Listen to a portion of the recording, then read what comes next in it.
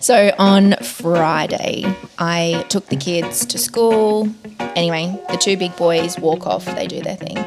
And then I took little one. Little one realises he left his drink bottle in the car. So we're a little bit early, like always, and we went back to the car, got the drink bottle. And then I said to him, let's go and see the big boys.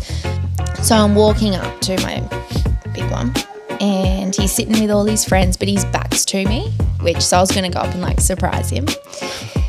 And then next minute, I was the one that was surprised because the kid's trading his lunch. Now, if you follow me, you know that I'm the lunchbox mum.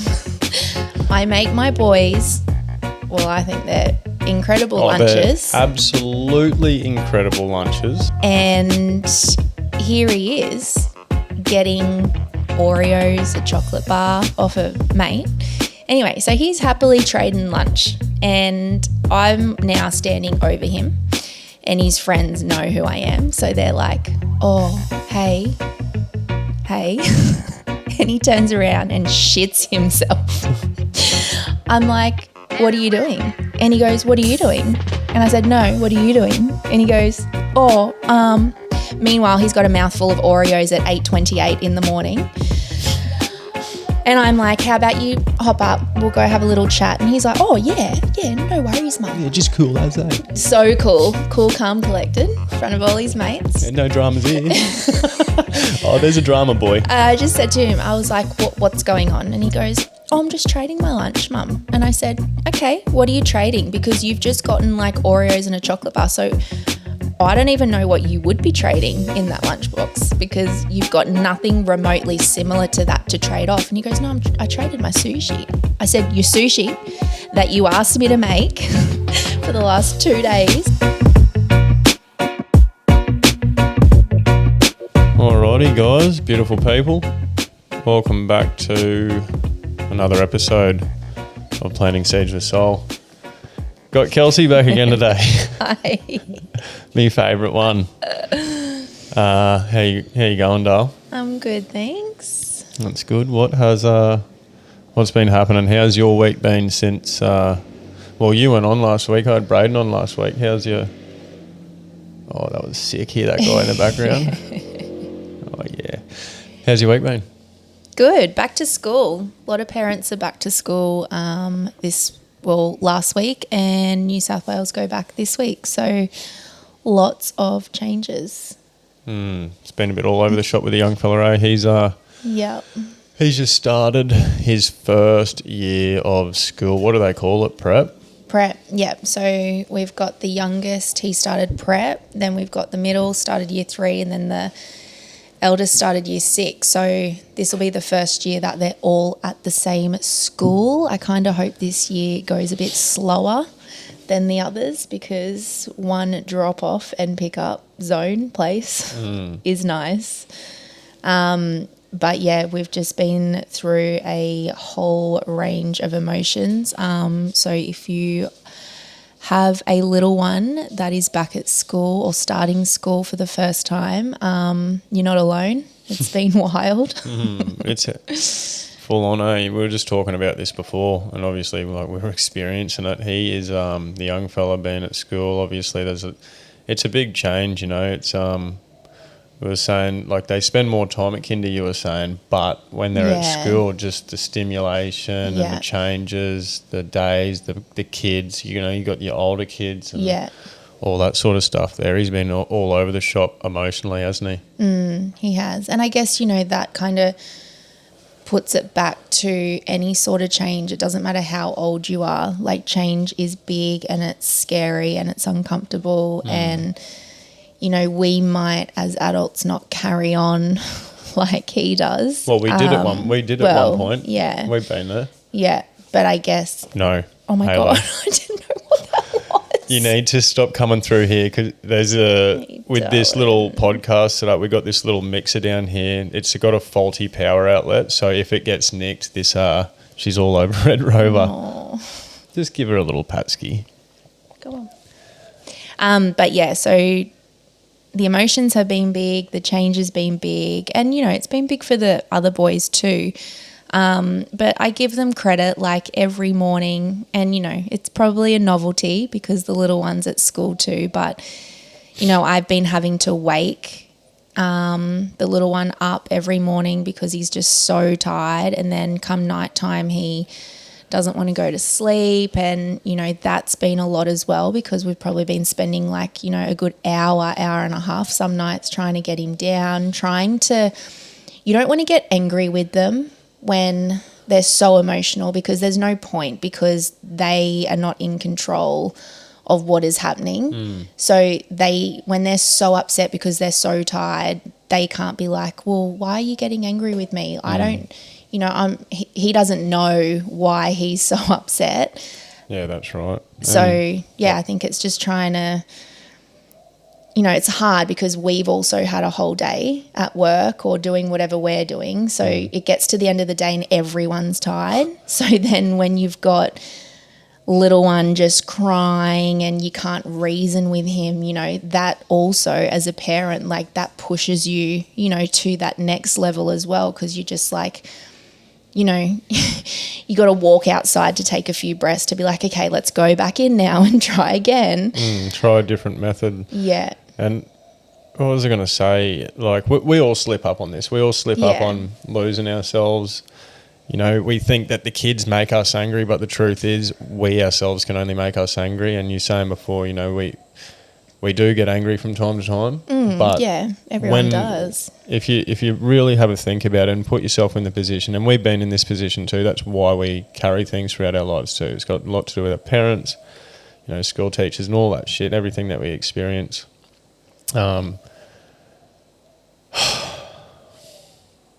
I've fucking lost my train of thought again. I don't know why this keeps happening, eh?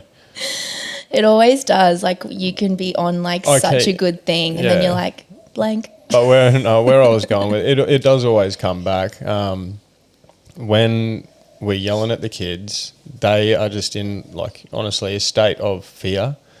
They're not actually taking in anything whatsoever. No. All they're absorbing is, you know, whatever you're shouting sort of at them, and they're creating all of these things within themselves then. Been reading, doing a lot of research into that, which is helping me try and pull myself up.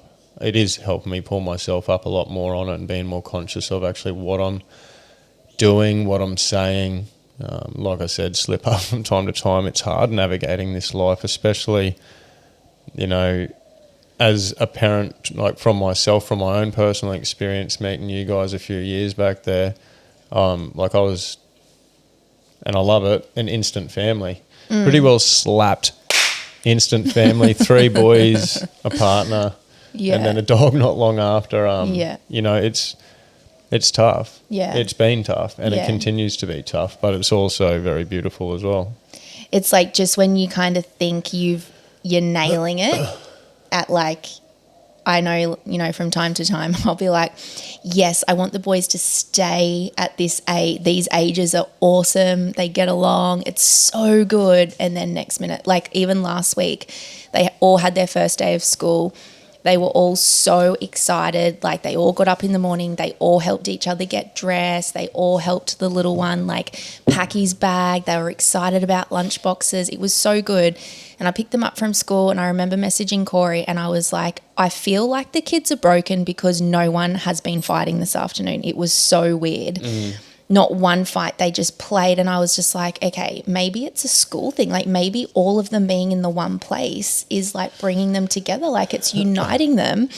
And then on Tuesday morning, same thing, amazing. Come Tuesday afternoon, I was like, yep, we're back to normal. It was wild.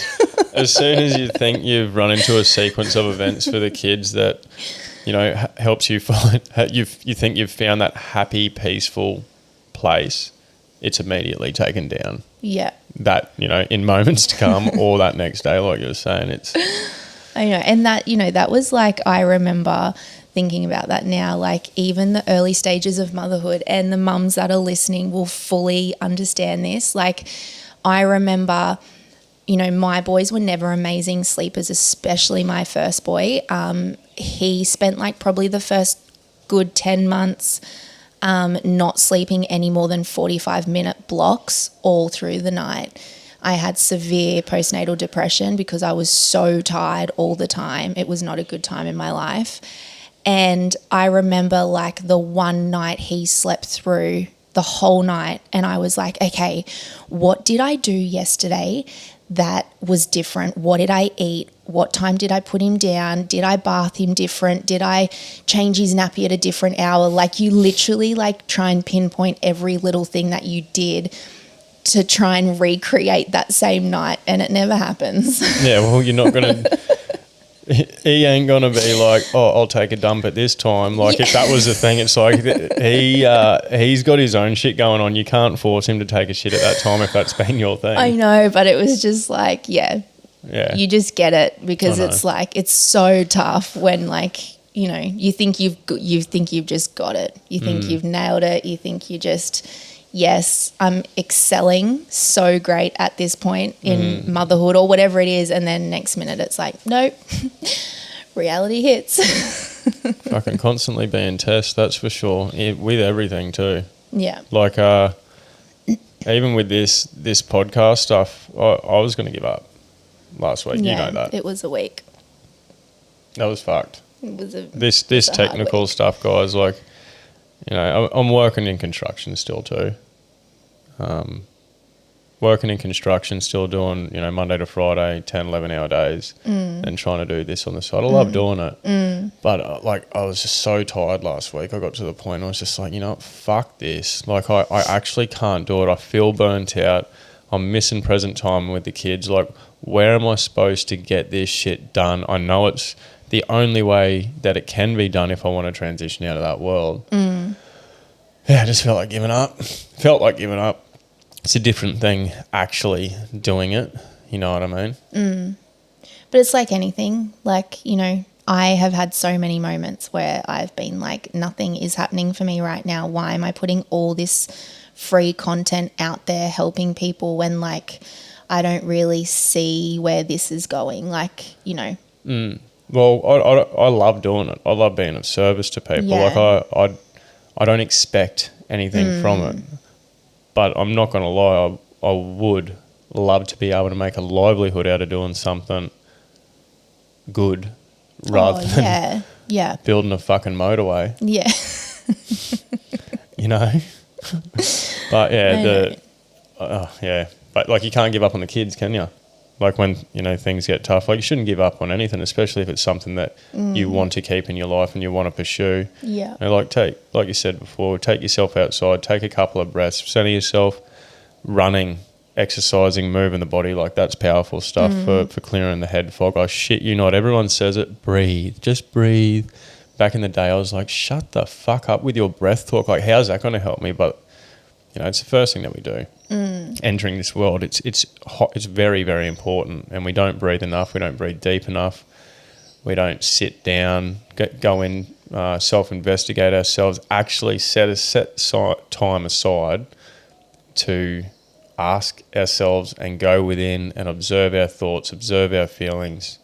You know, spend that time doing the breath work, doing meditation, yoga, bloody moving the body, lifting weights, whatever it is that works for you. It's what you need to do. It's no woo-woo shit. It's no bullshit. There's heaps of things out there that can help you out. What works for me may not work for you, and it doesn't work for you. No. You know, you do different things, and what works for me, guys, might not work for you. What works for Kelsie won't work for you. You never know. Like, there's heaps of stuff out there. You got to go and experience it. If you look at something, you know, like breath work or meditation, lifting weights, moving your body, running, walking, grounding, all that sort of stuff as bullshit, then you're not going to go out and experience it, aren't you? And if you don't go out and experience it, you don't know if it's going to bloody help you. Yeah, so true. So just go fucking give it a go. Yeah. I know, like, you know, you do your meditation every morning. I know, like, I have tried doing meditation and I just laugh the whole way. I think it's so funny because it's just not my thing. Like, I have tried, but I'm also like, I can't take it seriously. You know what's funny? You know what's absolutely hilarious, what you just said? What you said there, that you can't meditate? Yeah. absolute lie. Why? Because you meditate every single day. Like one of the greatest forms of meditation too. Do you even know what I'm talking about? No. Cooking. Yeah, true. Yeah. Cooking yeah, is a different. place where you're so present. You're right. I guess meditation, people just think like go and sit down in the cross-legged posture, straight back, going like that. It's bullshit. I don't do that. I don't. I do practice. Keeping my spine straight so I can get that energy. Yeah. That's how she works. Yeah. But I also lay down. I get in all different types of positions, and like I said, meditate. She's got a dirty bloody head. I know this woman. I tell you, cook with Kels behind the scenes is a filthy woman. Stop it. No. But yeah, like cooking, cleaning, running, walking, grounding, sun gazing. You're actually meditating the whole time. Yeah. Just if I could give anyone like the best advice I could give with meditation is to just be in that moment. Realize that you are the observer, the witness, the watcher, the seer of all things in the present moment, all things physical and non-physical. When I say non-physical, that's your world of thought, feeling and power. Physical, tap into your senses. What can you see? What can you touch? What can you taste? What can you smell? All that sort of stuff, the five senses, Yeah. Have a look at what's going on, hear the birds, hear the ocean, touch the sand, taste the salt water, all that sort of stuff. Got a little bit away from the school, but I did want to come back to the school thing. Did you? Yeah, I did. I do. Can we come back to that now? Yeah. I want you to share with everyone what happened the other day. So with the eldest, the big one. This is funny. This is actually hilarious. It's a bit of a dog act on his part, but it's funny. But it's also kids. Kels was telling my old man. My old man's going to be on the show next weekend, so that'll be a good one to watch. He's going to be talking about his experience watching me through drug addiction. So yeah, that'll be good for parents with their kids going through drug addiction. Yeah. It'll be good for people going through drug addiction. And I'm talking any addiction here, not just drugs. Addiction can be in anything. So, the old man, he was pissing himself when Kels was telling him this the other day. He thought it was actually hilarious that the eldest got caught doing this. So I took first week of school, mind you, first week. So on Friday, I took the kids to school. Anyway, the two big boys walk off, they do their thing. And then I took little one realises he left his drink bottle in the car. So we're a little bit early, like always, and we went back to the car, got the drink bottle. And then I said to him, let's go and see the big boys, because they just kind of hang out in a waiting zone. And I was like, we'll just go say hi. What, near the tuck shop or something? So I'm walking up to my big one, and he's sitting with all his friends, but his back's to me, so I was going to go up and surprise him. And then next minute, I was the one that was surprised because the kid's trading his lunch. Now, if you follow me, you know that I'm the lunchbox mum. I make my boys, I think they're incredible lunches. They're absolutely incredible lunches. And here he is getting Oreos, a chocolate bar off a mate. Anyway, so he's happily trading lunch, and I'm now standing over him, and his friends know who I am. So they're like, oh, hey. And he turns around and shits himself. I'm like, what are you doing? And he goes, what are you doing? And I said, no, what are you doing? And he goes, meanwhile, he's got a mouthful of Oreos at 8:28 in the morning.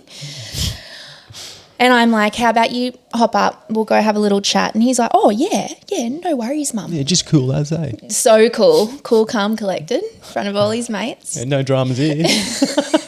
Oh, there's a drama boy. I just said to him, I was like, what's going on? And he goes, I'm just trading my lunch, Mum. And I said, okay, what are you trading? Because you've just gotten Oreos and a chocolate bar. So I don't even know what you would be trading in that lunchbox because you've got nothing remotely similar to that to trade off. And he goes, no, I traded my sushi. I said, your sushi that you asked me to make for the last 2 days. You got a picture of this sushi, don't you, that you made? Yeah. Yeah, I'll show you guys what it's all about. This is some good shit, and he's trading it for fucking chocolate. And he was like, yeah, well, he wanted some sushi, Mum. And I was like, okay, all right. So we'll talk about this when you get home. Anyway, and he's like, yeah, that's fine. All good, Mum. And I'm like, okay. Now he's just doing the whole like, I'm still going to be like cool guy because my friends can kind of still listen.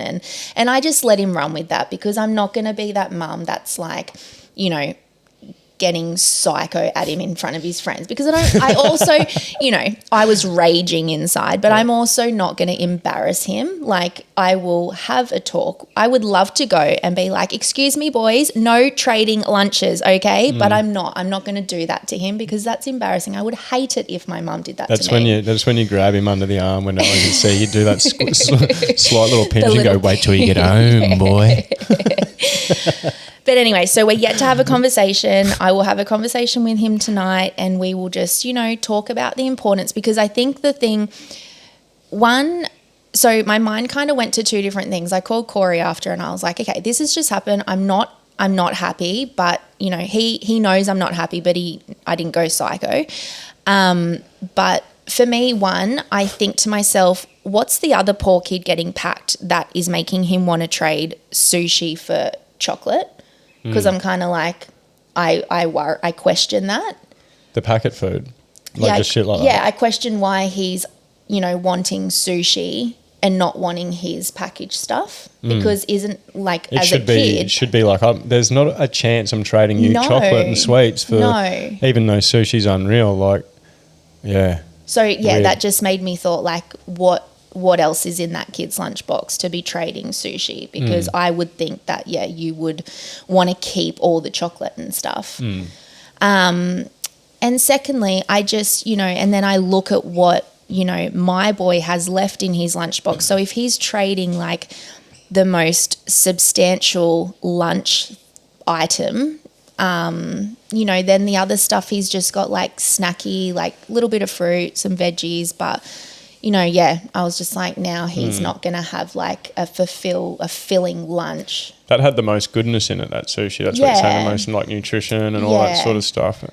And, you know, like I'll say it, and we're talking about, I don't judge people, you know. No, I never. Fucking pack your kids meth. I don't care. Like, you know, okay, it's not my business. That I'll judge. Soz. Yeah, I know. But like, what I'm saying is, it is not my business. No. You know, I know when to step in at the end of the day, but you know, with this sweets, this chocolate, the fucking roll ups, all of this, like, it's just fake shit. Toxic, poisonous food at the end of the day. What I've found, I used to, like, I do eat this shit every now and then. It's about having 1 foot in and 1 foot out. It's all about balance. But, you know, every day, the dopamine that gets released from your brain, you know, constantly eating this sweet food, like it's just the biggest hit, the biggest rush. So they call it a sugar rush, you know what I mean? If you... And I've done this, you stop eating that shit food. And like I spent a lot of time doing fasting. So I would fast from like, when I used to be a lot bigger, guys, I was nearly hitting up around $1 at one point. When you spend all this time eating shit food, and then like I said, I went into this fasting where I'd have a spell from eating from dinner at 6 p.m. that night, and then I'd only eat again. I'd break that fast at 12 o'clock p.m. the next day. And you know that I spent a few days not eating too, like testing myself and that sort of stuff, because I got so hungry at the end of that. I was always pretty hungry. I realized that, you know, being that hungry and then eating certain foods, eating certain good foods like an apple, a banana, a mango, vegetables, without any of this, you know, sauces and flavoursome stuff on it. Like an apple tasted like the most delicious sugary treat I've ever tasted because I had stopped eating that shit for quite some time, and I had my my body was resetting, my taste buds were resetting. Like eating an apple was just the biggest joy. Like I'd get it felt like the same rush as I was eating sugar, but I was eating something that was good for me, you know what I mean? Like there's heaps of benefits with all sorts of this shit, Yeah. Eating an apple is good for your bloody health, and it's also nature's toothbrush. Like nothing cleans your teeth better than eating an apple. Think about it. And I think that also, I often will get parents that's, follow I do so many baked good recipes for lunchboxes in particular. And parents get to a point where, they're constantly have, over the years have packed their kids packaged food, and they're like, you know what, I want to try doing the baked good thing. So many times they will do that, and then they'll message and be like, oh, my kids won't eat it. And it's not because the recipes are bad. It's because your kids are so used to eating the processed packaged stuff that, I still add sugar, butter into my baking, but the difference is there's actually no preservatives in the baking. So they will only last a couple of days. And I think, kids, adults, we all acquire like a taste for something. So if you've gone from like heavily processed foods and then you're trying baking for the first time, your kids probably 8 times out of 10 aren't going to eat it because they're going to be like, this tastes pretty bland. Whereas my boys, they will eat all my baked goods because they've just grown up with that. Yeah. But that's not to say that I also don't buy packaged things every now and then. They love going to Woolies and being like, Mum, can we please have a box of cookies? And I'm like... Like I said, big believer in it, 1 foot in, 1 foot out. It's about balance. Yeah. Kids don't have control. If behind your back, they've got a chance to eat a lolly, they're going to eat a lolly, especially at grandma's house, Nana's house, whatever it is. Nana's got the goods. Yeah. I did it Peyton's birthday yesterday. There was like a lolly table and I was like, I've been so good. I was just eating like a bit of watermelon. I had a sausage roll. And then I was like, oh, they had sour straps. So I just took a couple on the way out. Yeah, I was staying well clear of that shit. I've got an ayahuasca ceremony coming up in a couple of weeks. So got to smoke a bit of weed, got to stop smoking weed. I haven't found weed to be painful in my life. I know people probably be shaking their head going, oh, that's fucked. But hasn't really been a drama for me, to be honest. But got to stop smoking weed. I won't be able to have a beer at the end of the week after work. Bad foods, like I'm going to start eating just fish, veggies, salad, like a very raw sort of whole. Is it a whole? They call it a whole diet or something? Just a whole food. Whole food diet. So you got that coming up. But yeah, kids, they got no control. No. With certain things. So and I had this one-on-one soul connection call with this lady who needed help breaking out of her addiction, the cycle that she was in. Her addiction was to sugar. And I asked her at one point, I said, so how did you fall into this addiction? Like, what do you think about that? And she said, well, when I was young, my mum and dad they denied me all sugar foods, lollies, cookies, like all of the good stuff that all the other kids were having. They denied it to me. I never got it.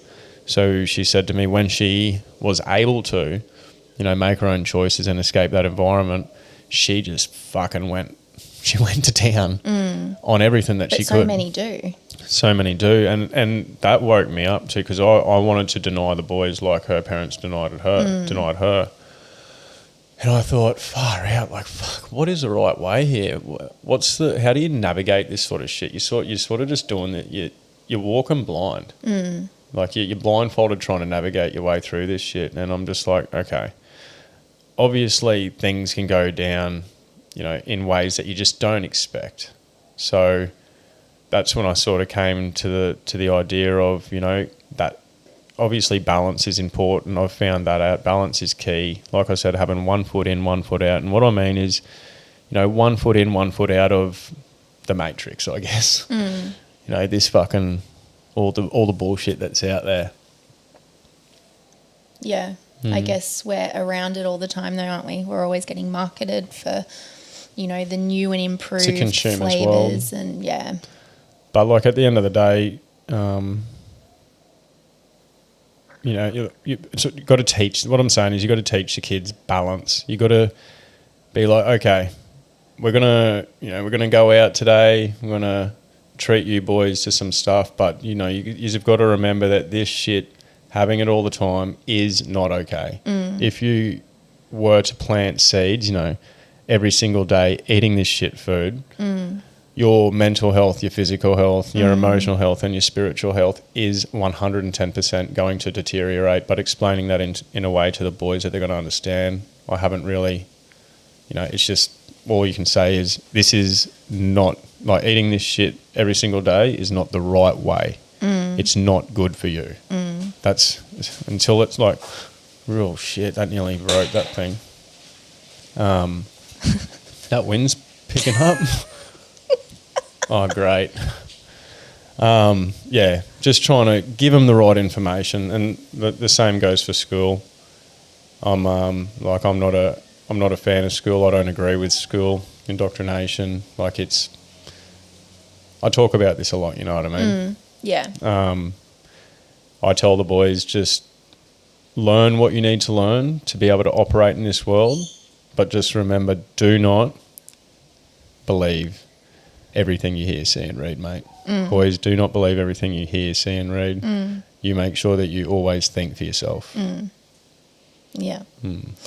One thing this happened ages ago, well, not ages ago, a few weeks back, and we never spoke about it, and I was like, I actually want to bring it up, was the comment that you got on one of the podcasts. I don't know if it was YouTube or TikTok, the one where you weren't wearing a shirt.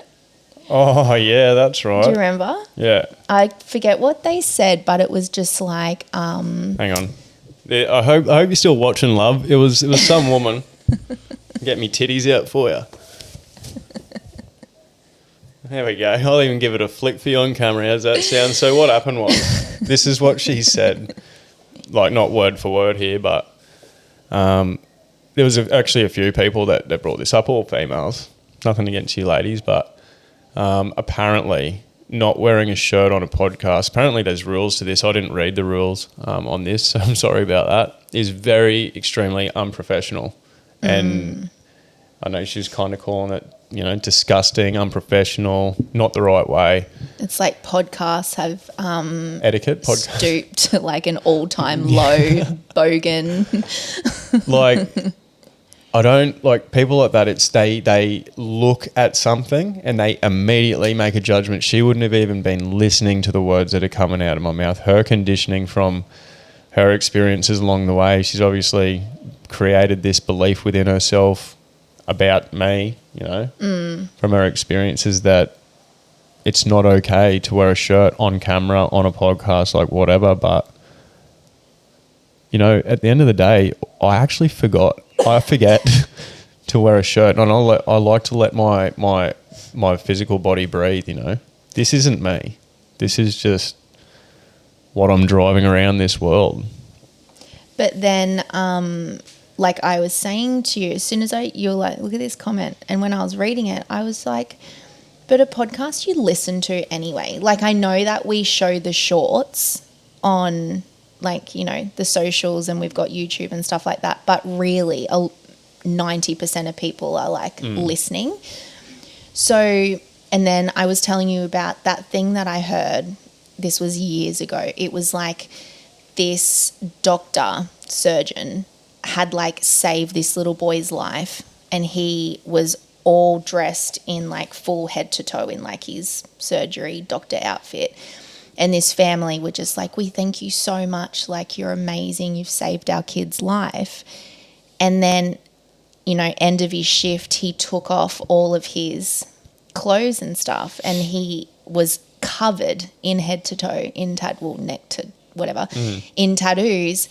And I remember it going around. I can't remember where I saw it, but it was like, would you trust this person to save your kid's life? And I was like, is this a thing? This is so ridiculous. Like, people get tattoos. It doesn't mean they're someone different. It doesn't, it just blows your mind a bit sometimes, hey? Yeah. It's all a show at the end of the day, especially with the media. It's just, it's all a show, a big show. Actually, life itself is a big show. Obviously, the point for media. Would you just be able to turn that real quick? Mm-hmm. Obviously, the purpose for the mainstream media is for fear creation.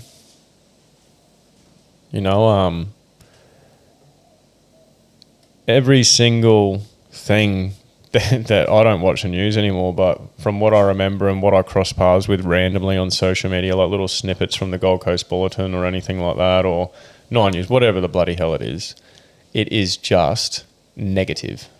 And fear is negative. It's like they just want people in a state of fear, scared to do anything. Like at the end of the day, it is our fears that stop us and block us from doing everything in life. So... like at the end of the day, like what is the one thing, like what is the one way and what is the quickest way to get to the root of someone to get them into a state of fear, to, say something, show them something, to read, watch, hear, whatever. I know. I just saw something just quickly came up on my Instagram before. A plane in Korea had just like burnt, and I was like, oh. Like what's the quickest way to destroy everyone? It's to get in there. They can't actually get in your head. They plant a seed and you create it within yourself. It can't happen any other way. So you can't blame people like, you put that idea in my head. You blah, blah, blah, blah, blah. You know what I mean? Yeah. It cannot happen any other way than you create it within yourself and you start believing it within yourself. And the more that you believe something, the more that you receive something. If you believe that you're not good enough, if you believe that you can't do it, if you believe that you're not capable, then so it is. That's how it is. What you think and believe, you literally will become. That's your reality once you believe into something. Once you believe an idea or a thought, that's your reality. Yeah. That's how it is. Yeah. You can't believe you can get up in front of 100 people and have a meaningful chat, then no, you can't do it. If you believe it, if you don't believe you can, then you can't do it. It's about facing those limiting beliefs. It's like,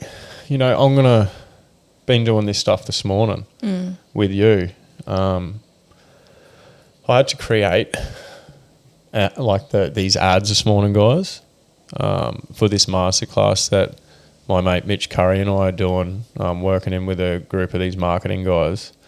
And, there's certain ways to market things for people. You got to hook them in a video. You got to do it this specific certain way so they stay on the video, which I fucking hate doing. Like it's so hard for me to be authentic in creating an ad. But I came to the conclusion that because I do know what I'm talking about, I have experienced things. I'm using my memories as the past as guidance in the present, my experiences.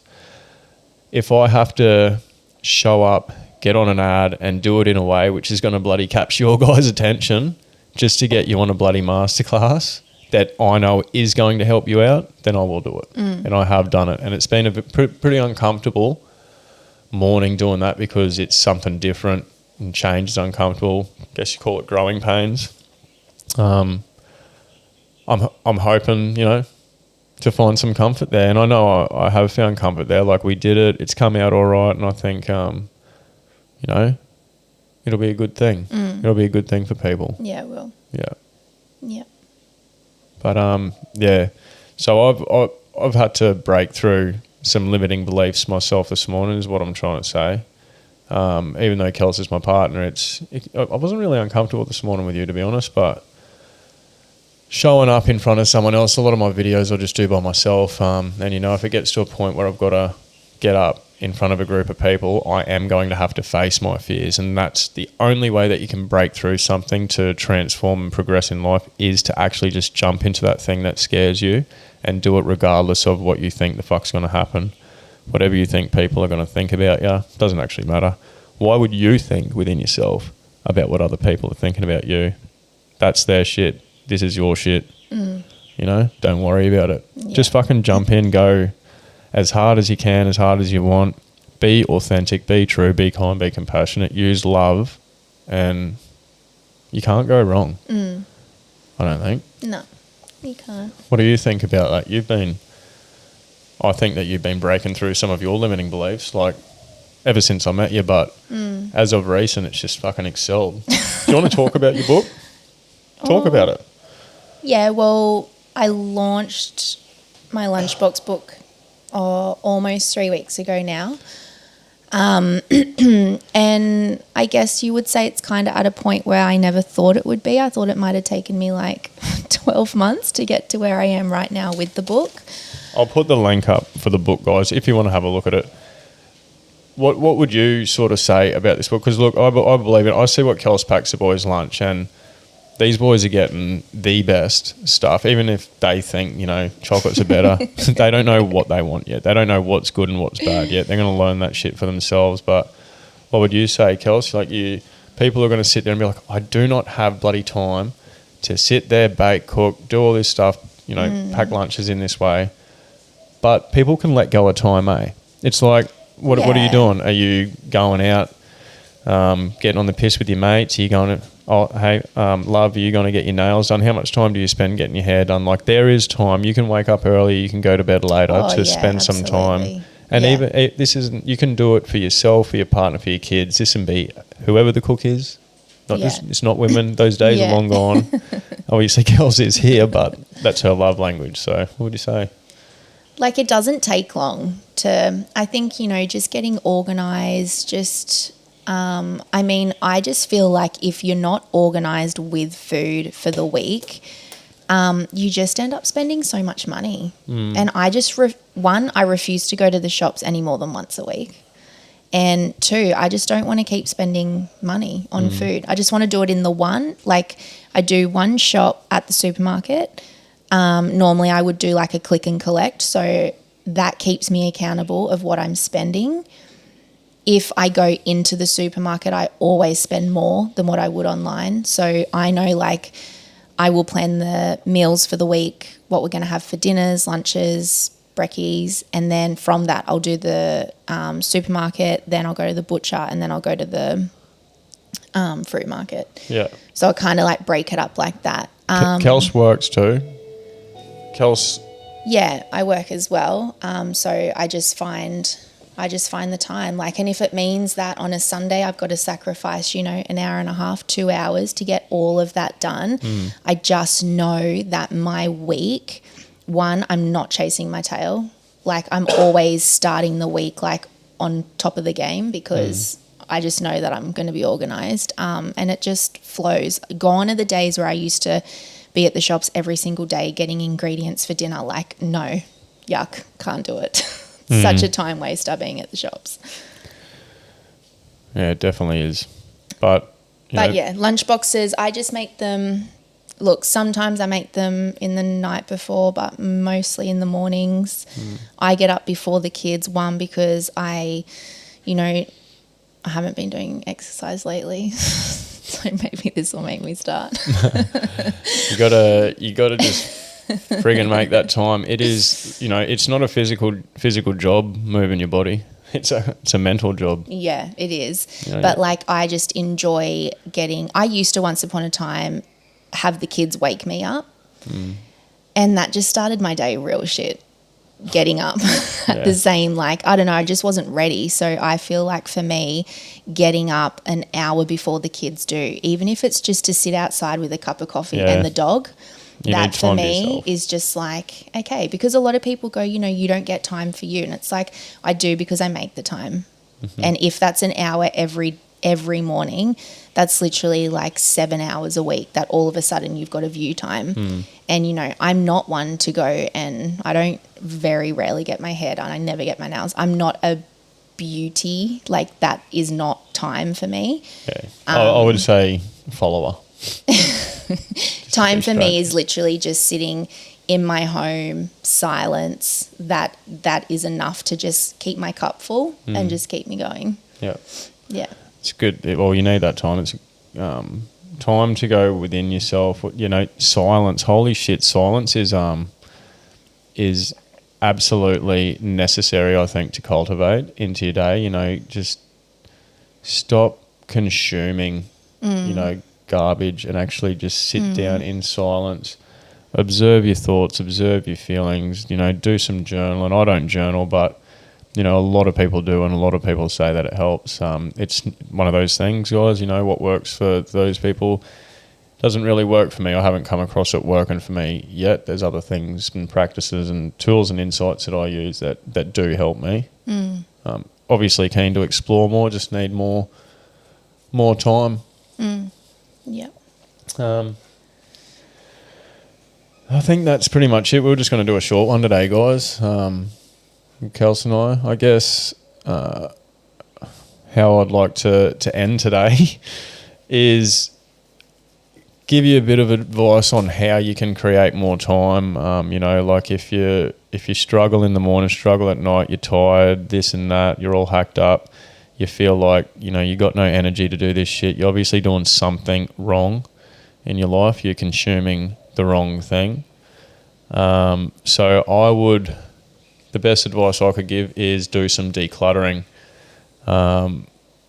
Start having the mindset and turning this to action of living life in subtraction rather than addition.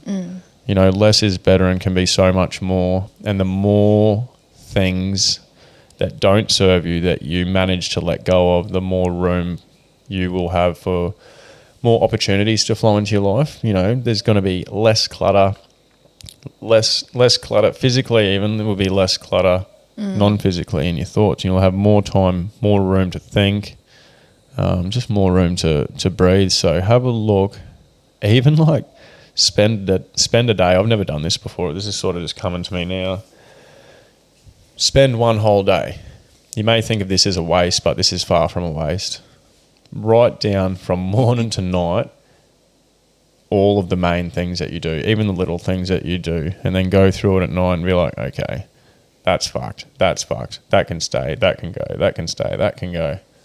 And actually, like, with all of the things that don't serve you that need to go, that doesn't mean that you need to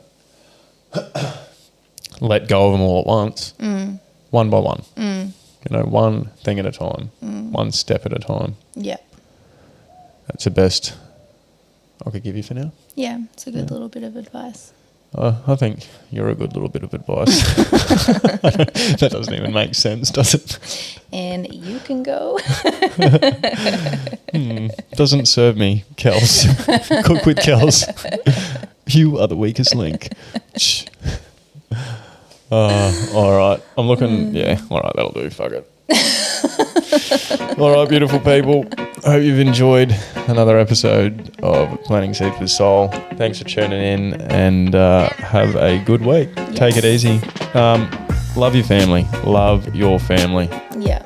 Because you never know when, you know, death doesn't have an age. You never know. No. Not trying to be negative here, just trying to say go tell them you love them or something. Yeah. Just in case. You never know. Yeah. All right now. See ya. Bye.